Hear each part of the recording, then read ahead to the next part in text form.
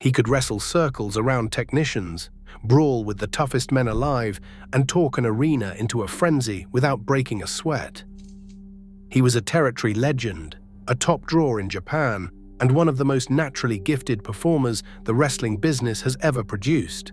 He also died at 49 on a couch in his living room, taken by a heart attack before the world ever fully appreciated what it had. Dick Murdoch was a man of contradictions and brilliance, a wrestler whose talent was matched only by his ability to sabotage his own legacy. This is his story. Hoyt Richard Murdoch was born on August 16, 1946, in Waxahachie, Texas. Like so many of the great Texas wrestlers, Murdoch did not stumble into the business by accident. He was born into it. His stepfather was Frankie Hill Murdoch, a professional wrestler who competed throughout the Texas wrestling scene in the 1950s and who held the NWA Southwest Junior Heavyweight Championship 3 times. Growing up in the Texas Panhandle, young Dick was surrounded by the wrestling business from the day he could walk. His childhood friends were not ordinary kids from down the street. They were Dory Funk Jr. and Terry Funk, the sons of the legendary Dory Funk Sr., one of the most powerful promoters and wrestlers in the Amarillo territory. Together, these 3 boys grew up watching their fathers wrestle all around the state of Texas, absorbing the business through osmosis long before any of them ever stepped into a ring themselves. Murdoch attended Caprock High School in Amarillo, where he competed in amateur wrestling and developed the technical foundation that would later make him a versatile performer in the professional ranks. Even as a teenager, Murdoch showed a natural aptitude for grappling that set him apart from his peers. He was tough, coordinated, and had an instinctive understanding of leverage and positioning that would serve him well for the next 3 decades. He also served in the Marines, an experience that added to the toughness and discipline that defined his career. When he returned from military service, he was ready to commit himself fully to the profession that had been part of his life since childhood. By then, his childhood friend Virgil Runnels Jr. had already broken into professional wrestling under the ring name Dusty Rhodes, and it was only a matter of time before Murdoch followed him in.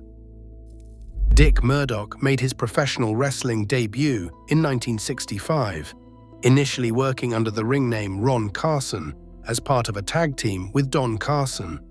The Carson brothers' gimmick was short-lived, and Murdoch soon began competing under his real name, working his way through the NWA territory system and learning the craft in front of small crowds in dusty arenas across the American South and Southwest.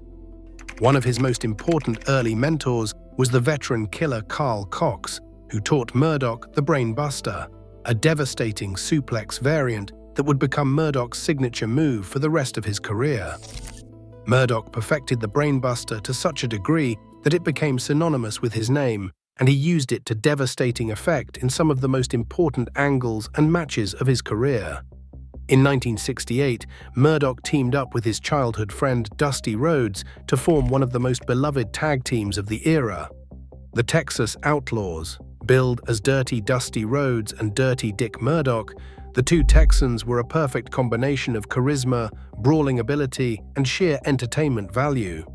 They looked like 2 guys who had just stumbled out of a bar fight and were ready for another one, and the fans ate it up. The Texas Outlaws became a championship-winning team that toured territories throughout the early 1970s, holding tag team gold in multiple promotions and establishing both men as legitimate draws wherever they went. The partnership between Murdoch and Rhodes was more than just a professional arrangement. The 2 men were genuinely close friends, and their chemistry inside the ring reflected a bond that existed outside of it.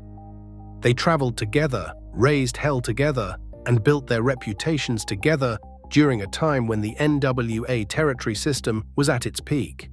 The Texas Outlaws held the NWA Central States Tag Team Championship and the NWA Florida Tag Team Championship, among other titles, and their popularity helped launch both men toward the singles careers that would define the next phase of their respective journeys. The Outlaws were a fixture throughout the Southern and Midwestern territories, working for promoters from Florida to Kansas City to the Carolinas.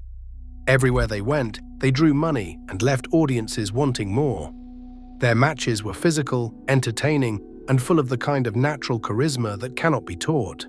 Murdoch brought the technical skill and the vicious streak, while Rhodes brought the personality and the showmanship.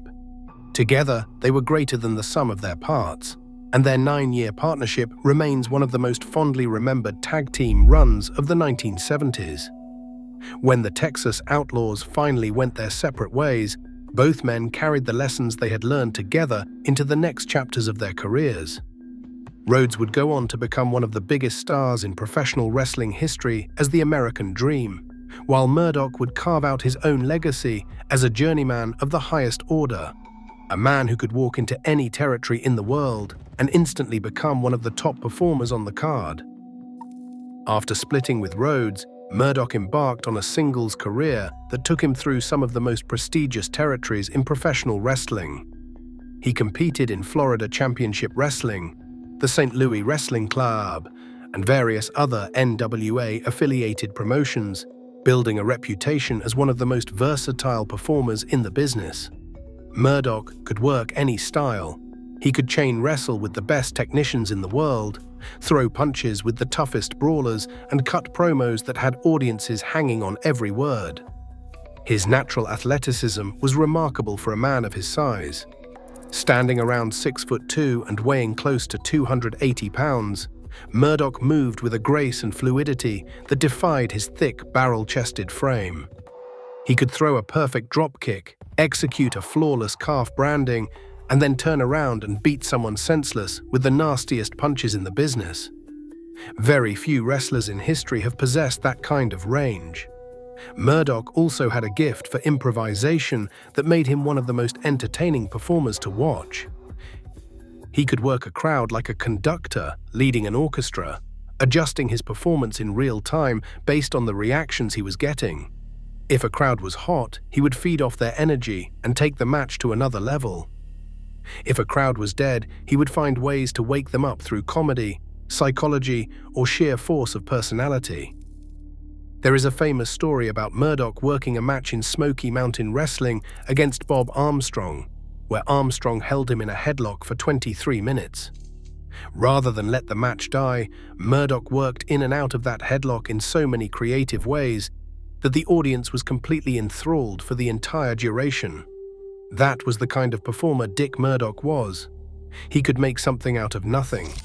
In 1980, Murdoch also began making trips to Japan, debuting for All Japan Pro Wrestling, where he held the NWA United National Championship briefly, capturing it on February the 23rd before losing it to Jumbo Tsuruta on March 5th. His time in All Japan was relatively limited, but it gave him a taste of the international scene that would become a much larger part of his career in the years to come.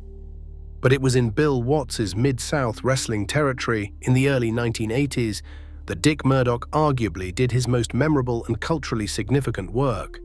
In Mid-South, Murdoch adopted the persona of Captain Redneck, a loud, proud, unapologetically Southern good old boy who wore his redneck identity like a badge of honor.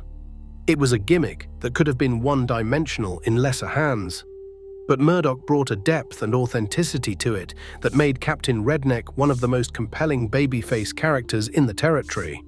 What made the Captain Redneck character truly special was the partnership Murdoch formed with Sylvester Ritter. Sylvester Ritter was the biggest babyface in Mid-South, a massively popular African-American wrestler who drew tremendous support from the black fan base in Louisiana, Mississippi, and the surrounding states. Murdoch, as Captain Redneck, drew the hardcore working-class white fans who identified with his Southern persona. Together, they formed a tag team that transcended the racial divisions that defined so much of life in the Deep South during that era. Black fans and white fans united behind Murdoch and Sylvester Ritter, cheering together in arenas where they might not have otherwise interacted. It was a powerful dynamic, and one that made the team far more important than just another tag team holding championship belts. Murdoch and Sylvester Ritter won the Mid-South Tag Team Championship, and their reign as champions produced some of the most compelling television and live events the territory had ever seen. The two men were booked by the great Bill Watts, who understood that the racial dynamic of the team was not just a wrestling storyline, but a reflection of the world his audience lived in. In the Deep South of the early 1980s, where segregation was still a living memory and racial tensions remained very real, putting a self-proclaimed redneck and a proud black man together as partners and having them succeed was a powerful statement. Watts understood that wrestling at its best could bring people together, and the Murdoch and Sylvester Ritter partnership was perhaps the purest expression of that idea. Their feud with the fabulous Freebirds, the iconic trio of Michael Hayes, Terry Gordy, and Buddy Roberts, is remembered as perhaps the most compelling storyline in Mid-South history. The Freebirds were perfect foils for Murdoch and Sylvester Ritter, providing the kind of heel opposition that elevated both teams and kept audiences coming back week after week, desperate to see what would happen next. The battles between these two teams filled arenas across the territory and generated the kind of sustained emotional investment from fans that every promoter dreams of, but few ever achieve. Watts knew he had lightning in a bottle, and he booked the feud with the patience and care it deserved, letting it breathe and build over time rather than rushing to a conclusion. In 1981, Murdoch also began what would become a lengthy and significant run with New Japan Pro Wrestling. His first tours for New Japan established him as a legitimate international attraction, and he quickly became a regular fixture on their cards. Murdoch competed in the prestigious MSG League tournament in 1982, finishing in 4th place and scoring victories over top names like the Iron Sheik, Seiji Sakaguchi, Tatsumi Fujinami, and Don Muraco. He also entered the MSG Tag League with the Masked Superstar, and the two became a formidable team in the tournament scene. In 1983, Murdoch found himself embroiled in one of New Japan's hottest storylines, feuding with Riki Choshu and his Ishin Gundan faction. Murdoch battled Choshu, Killer Khan, Animal Hamaguchi, and Yoshiaki Yatsu in a series of heated encounters that further cemented his reputation as a versatile performer who could adapt to the Japanese style while still maintaining the brawling identity that made him unique. He entered the MSG Tag League again that year, this time teaming with Adrian Adonis. The pairing proved to be a natural fit, and the two reached the finals of the tournament, ultimately losing to the team of Antonio Inoki and Hulk Hogan. The chemistry between Murdoch and Adonis in Japan laid the groundwork for what would become the most high-profile partnership of Murdoch's career. In 1984, both men were brought into the World Wrestling Federation, where they were paired together as the North-South Connection. The name referenced their geographic origins, with Adonis representing the North as a native of New York and Murdoch representing the South as a Texan. The World Wrestling Federation produced a series of entertaining vignettes featuring the two men alongside Mean Gene Okerlund, with Murdoch and Adonis visiting each other's hometowns and clashing over their vastly different lifestyles. It was classic character-driven storytelling that gave the team a distinctive personality before they ever won a match. On April 17, 1984, the North-South Connection defeated Rocky Johnson and Tony Atlas to capture the World Wrestling Federation World Tag Team title. Johnson and Atlas had made history as the first African-American team to hold the World Wrestling Federation tag titles, and their loss to Murdoch and Adonis was a significant passing of the torch. The title change took place at a television taping in Allentown, Pennsylvania, and was later broadcast on Championship Wrestling. The manner in which they won the belts was classically underhanded, with Adonis catching Johnson with a roll-up from behind, while Johnson was preoccupied with Murdoch on the arena floor. It was the kind of sneaky heel victory that made audiences desperate to see the champions get their comeuppance. The North-South Connection held the championships for approximately 9 months, defending them against some of the top teams in the federation, including Jack and Jerry Briscoe. the Wild Samoans Arthur and Sika, and Sergeant Slaughter and Terry Daniels. They successfully defended the titles at the Brawl to End It All event in July 1984 and continued to tour as fighting champions who were willing to take on all comers. Their reign was one of the longest tag title reigns of the era, lasting 279 days, which at the time was the longest since the Valiant brothers had held the belts in the Worldwide Wrestling Federation back in 1974. During their time as World Wrestling Federation Tag Team Champions, Murdoch and Adonis also continued to tour Japan for New Japan Pro Wrestling, at one point successfully defending their World Wrestling Federation belts against Kengo Kimura and Tatsumi Fujinami overseas. This was a rare occurrence that highlighted the unique relationship between the World Wrestling Federation and New Japan during this period, and demonstrated the value that both promotions placed on Murdoch and Adonis as a team. Murdoch also competed as a singles wrestler during his World Wrestling Federation tenure, challenging Bob Backlund for the World Wrestling Federation Championship on multiple occasions. While he never captured the top singles prize, his matches with Backlund showcased Murdoch's ability to work at the main event level and proved that he was more than capable of carrying a singles program against the company's biggest star. On January 21, 1985, the North-South Connection lost the World Wrestling Federation Tag Team Championship to the US Express, the team of Barry Windham and Mike Rotundo. The title change occurred at a live event in Hartford, Connecticut, and it marked the end of one of the most successful tag title reigns of the mid-1980s World Wrestling Federation. Murdoch departed the World Wrestling Federation not long after losing the championships, bringing his run with the company to a close. After leaving the World Wrestling Federation, Murdoch and Adonis continued to team in New Japan, competing for the vacated World Wrestling Federation International Tag Team Championship against Kimura and Fujinami, but coming up short. The two eventually went their separate ways, with Murdoch resuming his singles career in New Japan. He feuded with top stars including Antonio Inoki and Tatsumi Fujinami, and he also had bloody, brutal encounters with Abdullah the Butcher and Bruiser Brody that played to his strengths as a brawler. In 1985, Murdoch entered the IWGP League tournament, defeating Kengo Kimura and Seiji Sakaguchi before falling to Andre the Giant in the semi-finals. The following year, he reached the finals of the IWGP League but lost to Inoki, further establishing himself as a top-tier competitor in the Japanese scene. Murdoch's time in New Japan also saw him feuding with the emerging generation of Japanese talent. In 1986, he found himself battling young stars like Keiji Muto and Shinya Hashimoto, as well as the UWF invaders Akira Maeda and Nobuhiko Takada.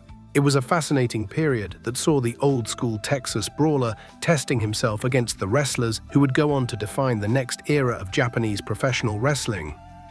Murdoch's willingness to work with younger talent and his ability to have compelling matches with wrestlers of vastly different styles spoke volumes about his versatility and professionalism.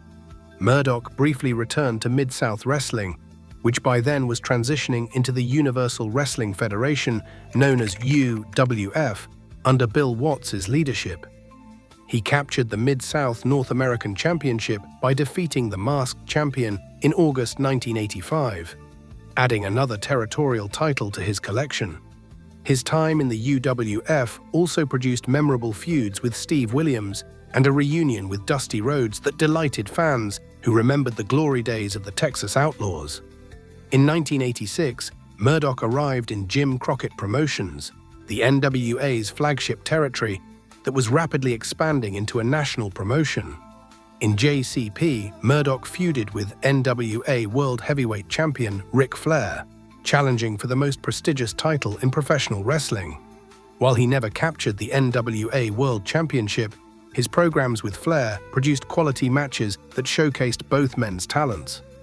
Murdoch also feuded with his old friend Dusty Rhodes, demonstrating once again his ability to play both hero and villain, depending on what the territory required. One of the most notable angles from Murdoch's time in Jim Crockett Promotions came when he brainbusted the $1 Million Man on the concrete floor after Ted earned what Murdoch felt should have been his title shot against Flair. It was a vicious, memorable moment that showcased the brainbuster's effectiveness as both a wrestling move and a storytelling device. The angle generated tremendous heat and further established Murdoch as a dangerous and unpredictable presence in the promotion. The brainbuster on concrete was the kind of spot that could make an entire arena gasp in horror. And Murdoch delivered it with the precision and timing that only a true master of the craft could manage. It was moments like these that reminded people why Murdoch was so highly regarded by his peers, even when he never reached the very top of the mountain as a singles champion in the big promotions. In early 1987, Murdoch aligned himself with Ivan Koloff and Vladimir Petrov, forming a villainous alliance that targeted Nikita Koloff and Dusty Rhodes. Murdoch and Ivan Koloff won the NWA United States Tag Team Championship, and during this period, Murdoch injured Nikita Koloff's neck with a brainbuster on the floor. The angle was so effective that Murdoch was kayfabe suspended for 30 days, and the team was stripped of the tag title as a result of the attack. It was the kind of heat-generating storytelling that Murdoch excelled at, using his devastating finisher as the centerpiece of a compelling narrative. Murdoch also operated as a lone mercenary during part of his NWA run, advertising himself as a hired gun who would attempt to injure other wrestlers for money. When Jim Cornette's mother put up a $50,000 bounty for anyone who could injure Dusty Rhodes, Murdoch accepted the challenge and briefly aligned with Cornette as his manager. The storyline played perfectly into Murdoch's character as a man motivated by money and violence rather than loyalty or ideology. After his time in JCP wound down, Murdoch continued to travel the wrestling world. He competed in the World Wrestling Council in Puerto Rico, winning the World Wrestling Council Television Championship on multiple occasions and eventually capturing the World Wrestling Council Universal Heavyweight Championship in October 1992 by defeating Invader One. Puerto Rico was a territory known for its wild, blood-soaked style of wrestling, and Murdoch fit right in, delivering the kind of brutal performances that the Caribbean fans craved. The island crowds respected toughness above all else, and Murdoch had that in abundance. His willingness to bleed, to brawl, and to push the limits of what was acceptable in a wrestling match made him a natural fit for the Puerto Rican scene. And his runs with championship gold there added yet another chapter to an already extensive career. In 1991, Murdoch appeared in World Championship Wrestling as one half of the Hardliners, also known as the Hardline Collection Agency, alongside Dick Slater. The two grizzled veterans formed a tough, no-nonsense tag team that feuded with the Steiner brothers, Rick and Scott, over the World Championship Wrestling Tag Team Championship. While the Hardliners never captured the belts, the pairing gave Murdoch one final run on a national stage before he transitioned into semi-retirement. Murdoch and Slater were perfectly cast as a couple of mean, weathered old hands who did not care about flashy moves or fancy entrances. They just wanted to hurt people and collect a paycheck. It was a role that suited both men perfectly, and while their World Championship Wrestling run was brief, it provided a fitting coda to Murdoch's time in the major promotions. Through all of this, Murdoch maintained his connection to New Japan Pro Wrestling, where he continued to make appearances through the late 1980s and into the early 1990s. He also worked for smaller Japanese promotions including W-Ing, WA, and IWA Japan between 1992 and 1994. Demonstrating his enduring popularity with Japanese audiences who appreciated his rough, authentic style. Beyond his career inside the ring, Murdoch had a surprisingly active life in entertainment outside of wrestling. He appeared in 4 films over the course of his career. His first movie role came in 1974 in The Wrestler, a film that provided a gritty look at the professional wrestling business. He appeared in Sylvester Stallone's Paradise Alley in 1978, followed by Grunt, the wrestling movie in 1985, and Manhattan Meringue in 1995. He also made television appearances on Learning the Ropes and The Jerry Springer Show. While none of these roles made Murdoch a movie star, they reflected the broad appeal and natural charisma that made him such an effective performer in the wrestling ring. On May 23, 1993, Murdoch appeared at World Championship Wrestling's Slamboree, a Legends reunion, teaming with Don Muraco and Jimmy Snuka in a six-man tag match against Blackjack Mulligan, Jim Brunzell and Wahoo McDaniel that ended in a no contest. He also made a one-night appearance for Extreme Championship Wrestling at their Super Summer Sizzler Spectacular on June 19, 1993, defeating Dark Patriot II. From 1993 to 1994, he competed in Smoky Mountain Wrestling, where he feuded with Bob Armstrong in a program that featured the legendary headlock story that showcased Murdoch's unparalleled ability to entertain a crowd through pure wrestling psychology. On January 22, 1995, Murdoch made a surprise appearance at the World Wrestling Federation's Royal Rumble, entering the match as the 27th entrant before being eliminated by Henry O. Godwin. He also appeared at World Championship Wrestling's Slamboree in 1995, wrestling Wahoo McDaniel in a Legends match. These cameo appearances were bittersweet reminders of a career that had produced so much greatness but had never quite reached the heights that Murdoch's talent deserved. Throughout his career, Murdoch was widely regarded by his peers as one of the most naturally gifted wrestlers of his generation. His technical ability was praised by everyone who worked with him, and his understanding of crowd psychology was considered second to none. He could play a convincing babyface or an equally convincing heel, and he could adjust his style to fit whatever territory, opponent, or situation he found himself in. In a business that often rewards one-dimensional characters, Murdoch was a complete performer who could do it all. Outside of the ring, Murdoch was an avid participant in rodeo events and at one point operated his own bar called Dirty Dick's Dive. He was also involved in anti-drug campaigns through the Elks Lodge clubs in Texas, a detail that painted a more nuanced picture of the man behind the Captain Redneck persona. Dick Murdoch's legacy is complicated by the persistent allegations of racism and association with the Ku Klux Klan that have followed his name for decades. Multiple figures in the wrestling industry, including Bad News Brown, Tony Atlas, Rocky Johnson, Tito Santana, and Jim Ross, have spoken about Murdoch's alleged ties to the organization. Jim Ross stated on his podcast that Murdoch once showed him a Klan membership card. Dusty Rhodes himself told a story about Murdoch driving him to a gathering that turned out to be a Klan event without warning him beforehand. These accounts have been disputed by Jim Cornette and others who argue that while Murdoch was undeniably a product of his time and place, characterizing him as a committed ideologue oversimplifies a complicated man. The fact that Murdoch's most acclaimed work came in a partnership with Sylvester Ritter, an African-American wrestler with whom he appeared to share genuine chemistry and mutual respect, only adds to the complexity of the picture. This is not an attempt to excuse or minimize these allegations. The claims are serious and have been made by credible people with first-hand knowledge. But it is worth noting that Murdoch's career was defined by contradictions.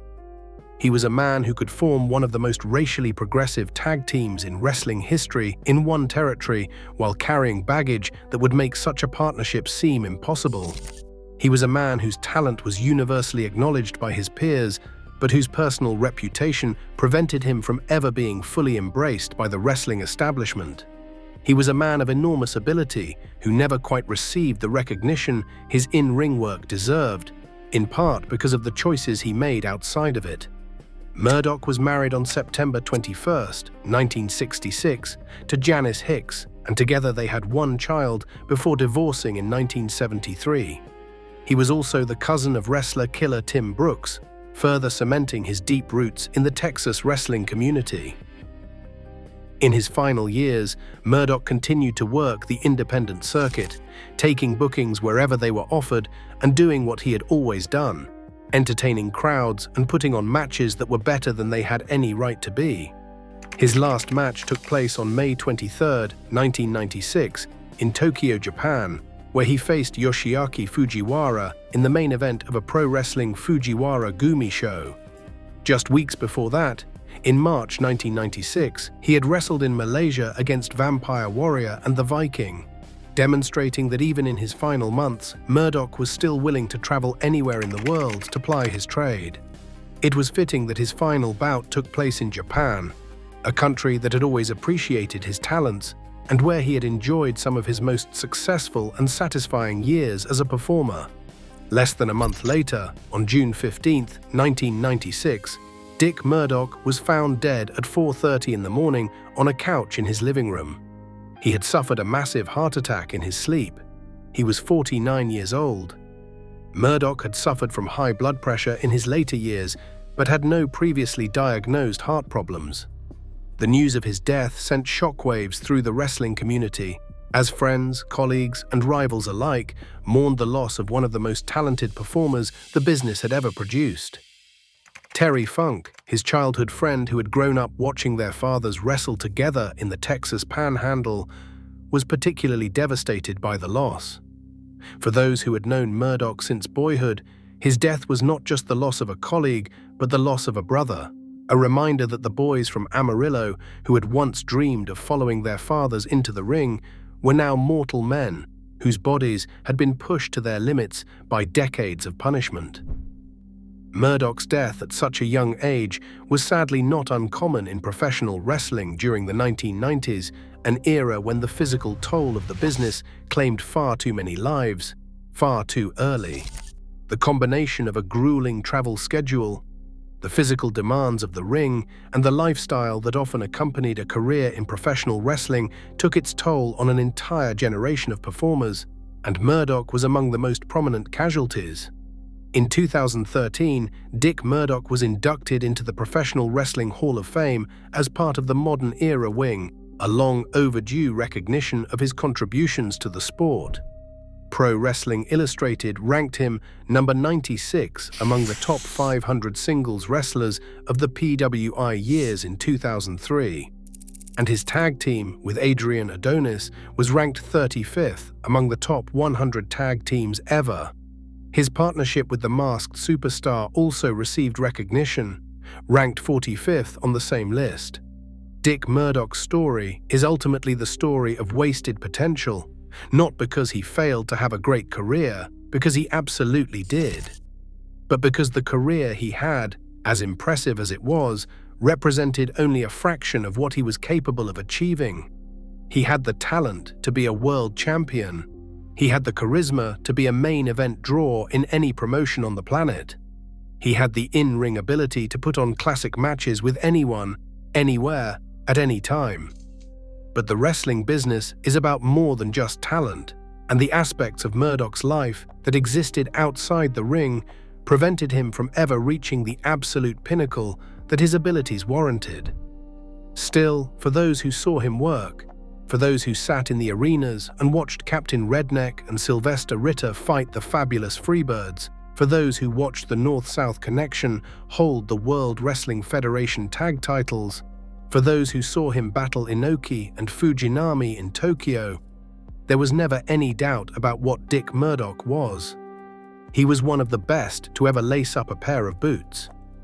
A Texas original, a wrestler's wrestler in every sense of the word. And if his legacy is complicated, well, so was the man himself.